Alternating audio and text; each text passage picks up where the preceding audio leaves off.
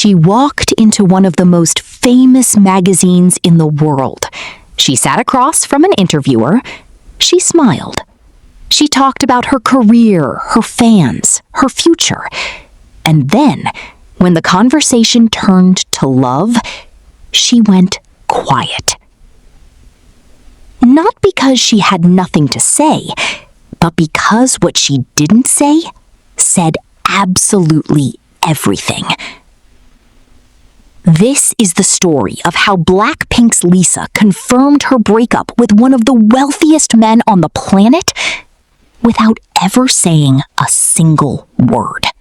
On June 23rd, 2026, Vanity Fair published its summer cover story. The headline read, "The Life of a K-Pop Showgirl." The subject was Lisa Vanity, known to the world simply as Lisa. Global superstar, BLACKPINK member, one of the most followed women on the planet. But buried inside that glossy magazine profile was a line so quiet, so carefully worded, that when fans read it, the internet stopped. Vanity Fair stated, matter-of-factly, that Lisa and Frédéric Arnault, son of LVMH billionaire Bernard Arnault, seem to have now called it quits. No official statement, no dramatic announcement, no press conference. Just 6 words tucked inside a fashion feature.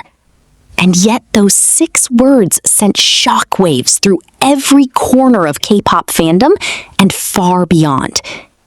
So, how did we get here? Who exactly is Frédéric Arnault?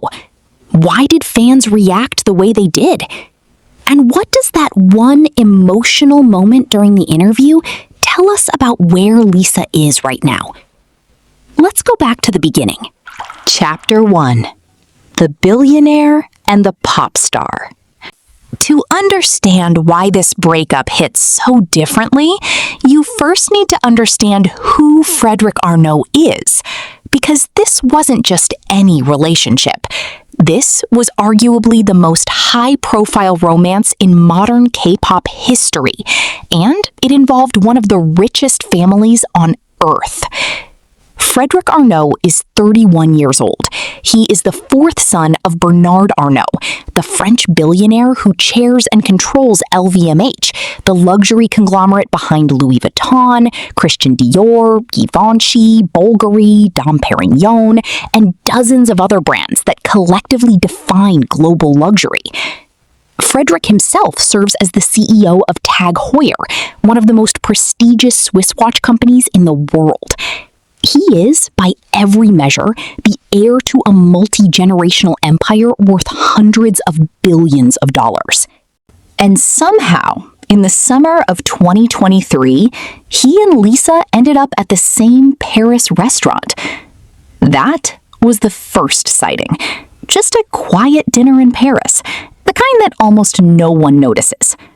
Except, of course, the internet always notices. Within days, photographs circulated, fans speculated, Korean media picked it up, and the question that would dominate fan spaces for the next 3 years was born. Are Lisa and Frederic actually together? Over the months that followed, the evidence kept accumulating. Reports emerged of Lisa joining the Arnault family on private trips. She was photographed attending luxury brand events closely tied to the LVMH universe. In 2024, the two were seen together publicly at a Tag Heuer event in Miami during Formula One weekend, one of the few moments they appeared side by side in the same space. Neither of them ever confirmed it, not once. But the world had already decided, and fans, especially Blinks, who had watched Lisa navigate the brutal intrusions of K-pop fame since her debut in 2016, were watching very, very carefully. Chapter 2. The cracks begin to show. For over 2 years, The romance, or the alleged romance, ran quietly in the background of Lisa's increasingly dominant public life. She released her debut solo album, Alter Ego, in early 2025. She starred in HBO's White Lotus. She performed at the opening ceremony of the 2026 FIFA World Cup in Los Angeles. She released Bad Angel with DJ Anima. She announced a Las Vegas residency set to launch later this year. Lisa was everywhere. Lisa was unstoppable. But Frédéric Arnault was nowhere. In March 2026, Lisa turned 29. She celebrated her birthday in Bali, a lavish, beautiful gathering with close friends and chosen family around her. And eagle-eyed fans noticed immediately. Frederic wasn't there. Now, in isolation, a missed birthday could mean anything. Travel commitments, personal schedules, privacy choices. But fans who had been tracking this relationship for years knew something felt different. The whispers started on Reddit, then Twitter, then TikTok. Threads multiplied overnight. Screenshots were compared. The question escalated from, where was he? To something far more pointed. Did they break up? And then came June 23rd. Chapter 3. The Vanity Fair Moment. When Vanity Fair reached out to Lisa's team for the cover story interview, her publicist made one thing unmistakably clear, twice, according to the magazine, that Lisa would not be discussing her personal life. That boundary was communicated before the interview even began, and Lisa kept it. Through every question, through the entire conversation, she held that line. No mention of dating, no mention of romance, no mention of Frédéric Arnault. But Vanity Fair, a publication with 134 years of journalism behind it, acknowledged the elephant in the room anyway. In the published profile, the magazine stated directly that Lisa had been rumored to be in a relationship with Frédéric Arnault since mid-2023, that she had never spoken about it, and that the two seemed to have now called it quits. The magazine also noted what fans had already spotted, that the Arnault heir had been absent from her birthday celebration earlier in the year. And that was it. No quote from Lisa, no confirmation from Frederic, no statement from either team. Just Vanity Fair, one of the world's most respected publications, printing that this relationship appeared to be over. Fans immediately understood the significance of what they were reading. For a magazine to include that line in a story that Lisa's team had clearly cooperated with, given its level of access, they would have known it was going to print, which means either her team approved it or chose not to push back against it. Either way, this was as close to a soft confirmation as anyone was ever going to get. But that wasn't the moment that stopped the internet cold. Something else happened inside that interview. Something that made even casual observers stop scrolling. Chapter 4. I'm the one who got heartbroken. At some point during the conversation, the interviewer asked Lisa a deceptively simple question. Had she ever been a heartbreaker? Lisa's answer was immediate and honest and raw in a way that felt completely unguarded for someone who had spent a decade keeping her private life sealed shut.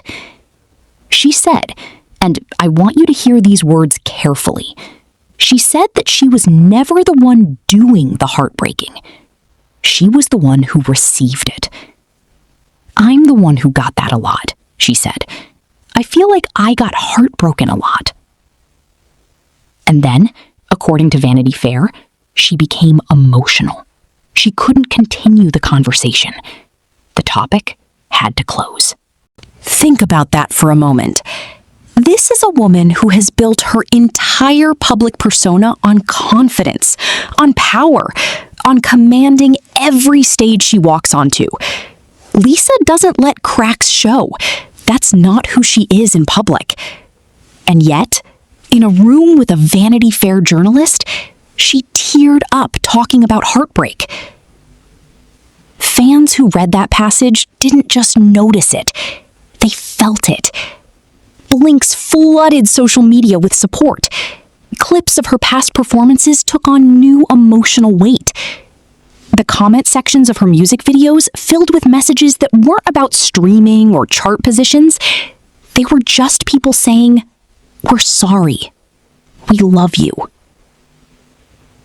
Because here's what made this moment cut so deep. Lisa had spent years refusing to let the public in on her private pain. And in this one unguarded moment, not on stage, not in a choreographed music video, but across a table in a quiet interview, something real came through. Now, to be clear, Lisa never explicitly said she was heartbroken over Frédéric Arnault. She never named anyone. She never tied those words to a specific person or relationship. But the timing? The context? The fact that this moment was published in the same article that mentioned the breakup rumors? People could read between the lines. Chapter 5. The Fan Reaction, and what it reveals. The fan reaction to this story was fascinating, and it was split in a way that revealed something real about how Blinks felt about this relationship all along. Because here's the truth, not everyone was sad about the breakup. A significant portion of Lisa's fan base had never been fully comfortable with the Arnault relationship, not because of who Frederic is as a person, but because of what he represents. The Arnault family sits at the very top of a global wealth structure that many fans find alienating. There were also concerns, voiced frequently in fan communities, about whether Lisa, as a Thai woman and a K-pop idol operating in a world where privacy is already weaponized against her, was truly protected in that relationship. Whether the power dynamics were balanced. Whether she was simply happy. So when the breakup news arrived, many Blinks responded not with sadness, but with something that looked a lot like relief. The top comments across Twitter, Reddit, and TikTok weren't expressions of grief. They were messages of support for Lisa moving forward, declarations that she deserved someone who would stand beside her publicly, someone who would celebrate her the way she celebrates herself on every stage she steps onto.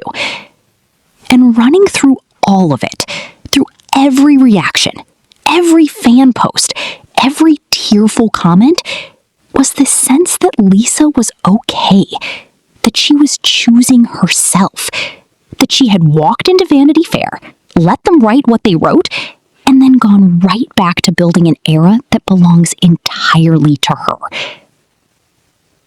But Lisa herself had something to say about her relationship with her fans. Something that reframed the entire conversation. Chapter 6. What Lisa actually said. Away from the breakup rumors and the speculation, the Vanity Fair interview contained something equally important. Lisa's own voice, on her own terms, talking about her life as it actually is. She spoke about the exhausting reality of living without privacy, about the fans, sasaengs, who had waited outside her home, who had followed her taxis, who had made ordinary moments feel impossible. Sometimes it's just a little too much, she told the magazine. Sometimes I just want to be normal. And then she said something that surprised people. She said that things had changed, that her fans, over time, had started to respect her boundaries more than they used to. I feel like after I came out and talked about how there's no privacy for me, she said, they now respect that a lot more. For someone who has spent a decade at the center of one of the most passionate fandoms on the planet, that statement is significant. It's gratitude. It's growth. It's a woman acknowledging that the relationship between an idol and their audience can evolve into something healthier. And that evolution is exactly what you see reflected in how fans responded to this breakup. No invasive questions, no pressure for details, no demands for a statement. Just love, just support, just we're here when you're ready. Here is what we know for certain, as of today. Lisa has not confirmed the breakup. Frédéric Arnault has not confirmed the breakup. Neither team has issued a statement. What we have is Vanity Fair's published reporting in a feature that Lisa's team cooperated with, stating that the relationship appears to have ended. And we have Lisa's own unguarded emotional response when the subject of heartbreak came up.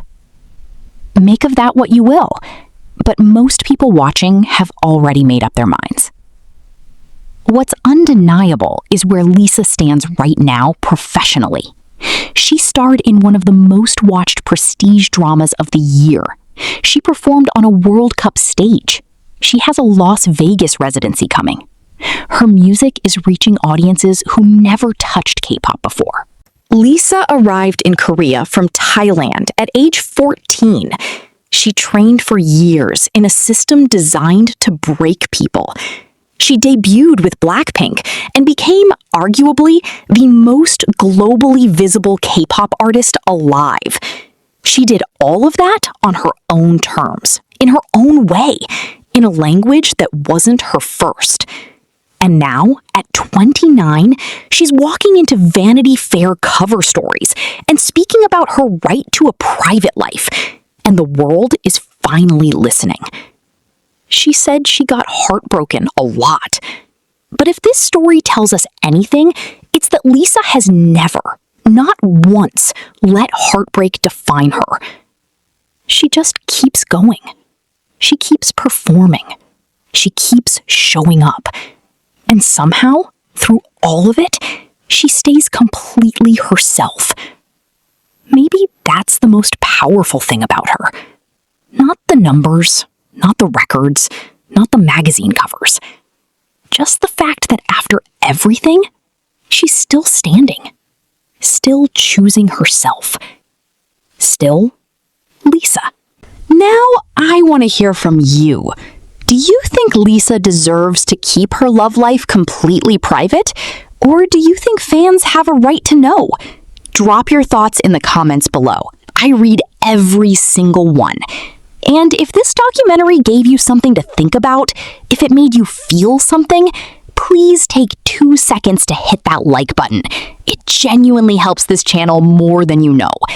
Subscribe to Zenk and turn on notifications so you never miss a story like this one.